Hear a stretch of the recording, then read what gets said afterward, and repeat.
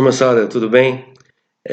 Eu hoje vou falar nesse vídeo um pouquinho, fazer alguns comentários sobre as medidas que foram tomadas pelo governo brasileiro em relação a essa crise, né?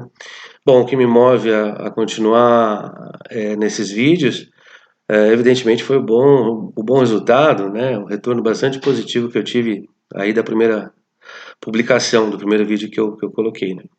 Bom, vamos lá. Eu acho que a primeira coisa a ser dita é que o governo brasileiro saiu de um certo estado de inércia que estava há alguns dias, né, ainda titubeando sobre o que fazer, assumiu, me parece claramente, uma política, uma linha de política de intervenção do Estado, de perceber o que todo mundo está fazendo, né, de ações do Estado, de políticas públicas, né, tanto no nível fiscal, quanto de política monetária, quanto de políticas de transferência de renda, para suportar esse momento. Claro que isso deve ter sido influenciado, isso foi influenciado pelo que foi feito, especialmente nos Estados Unidos, mas agora pouco importa, o que interessa é a gente analisar efetivamente o que está sendo feito, né? Então, um ponto positivo, a gente não pode ficar só criticando, não faz sentido, um ponto positivo é justamente esse, saímos da letargia. Agora, saímos numa velocidade ainda muito devagar, né? Dada a necessidade que se tem. Essas pessoas que estão precisando desse apoio, elas estão precisando do apoio para ontem, né? Então, aí pensando em Estado brasileiro, no movimento que vai passar por Congresso, por Executivo, né? Talvez até por Judiciário, né?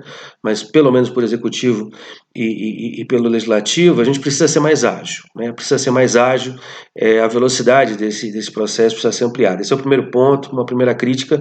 Agora, é claro que todo governo está aprendendo também, tem um learning by doing, né? A gente tem que ter um pouco de sensibilidade em relação a isso.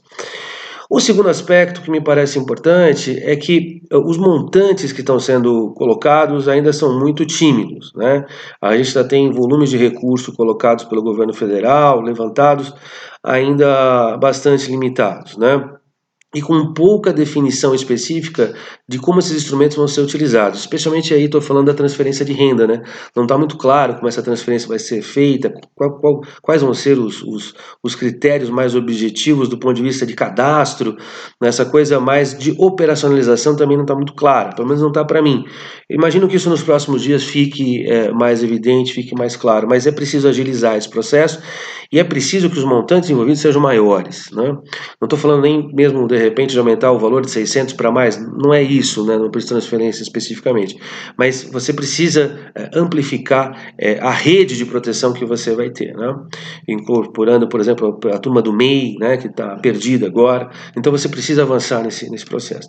Um outro problema é que algumas medidas, elas têm uma certa, vamos dizer assim, uma certa ingenuidade, né? Não adianta você ampliar a liquidez do sistema bancário, a gente sabe, a experiência concreta é que quando você amplia a liquidez do sistema bancário em momentos de crise, ele retém liquidez.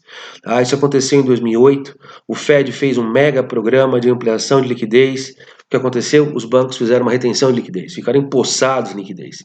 E aí a lógica é simples.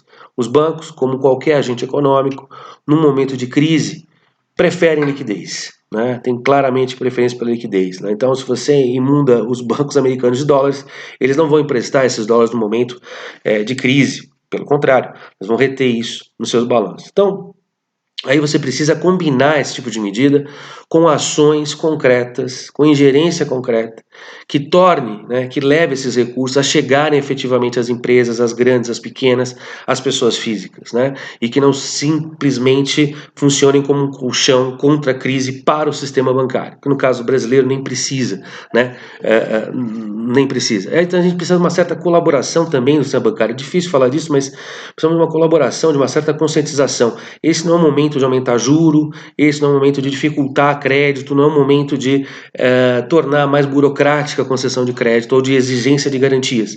Esse é um momento diferente, né? O sistema bancário precisa fazer essa leitura. Como ele sozinho não faz, é preciso ter algum grau de intervenção, de coordenação do Banco Central, que está muito bem intencionado.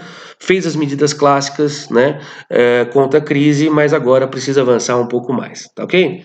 Então, veja, esses são alguns pontos que eu acho que a gente tem que ter em mente para avaliar essas primeiras medidas. Agora, a gente também tem que fazer um certo meia-culpa, ou a gente tem que fazer uma certa análise também, me parece, do seguinte ponto: por que existe toda uma dificuldade de compreensão disso, né?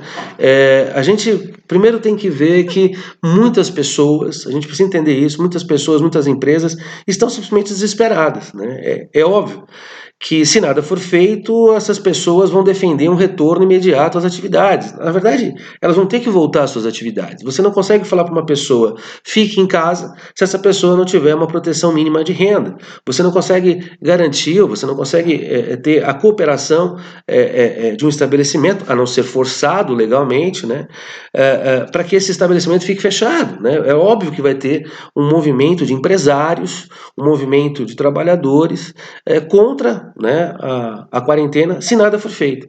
Né?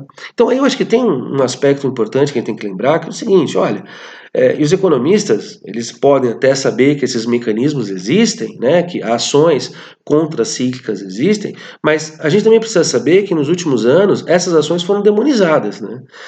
Todas as ações de política pública, todas as ações de governo, muitas vezes feitas, eram demonizadas. Né?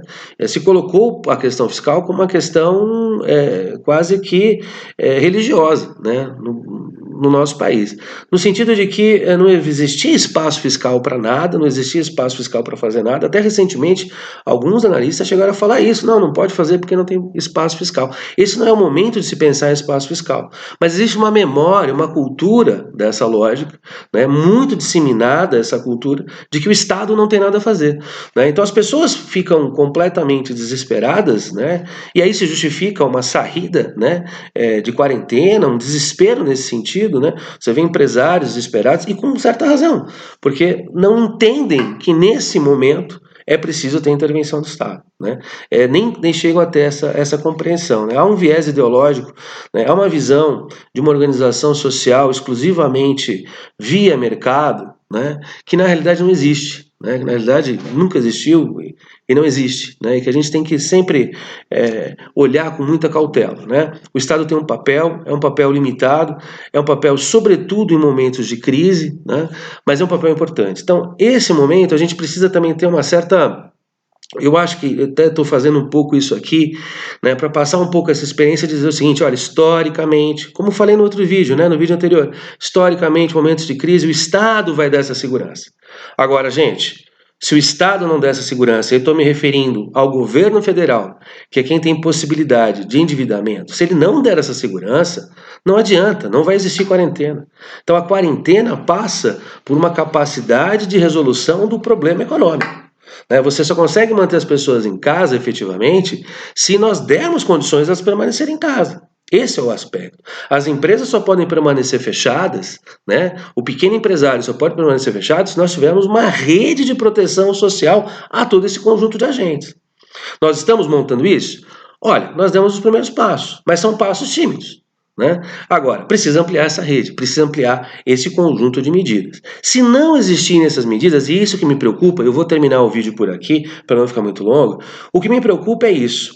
Se nós não formos capazes, se o Estado brasileiro, né, especialmente se o governo federal, né, com apoio do Congresso, não for capaz de dar resposta eficiente nesse momento, eficiente em termos de volume de recurso, eficiente em termos de montante de recursos que estão sendo colocados, mas também de tempo, de timing dessas ações, as pessoas vão sair na rua, as pessoas vão voltar a tentar garantir o seu pão, a sua comida. Isso é evidente.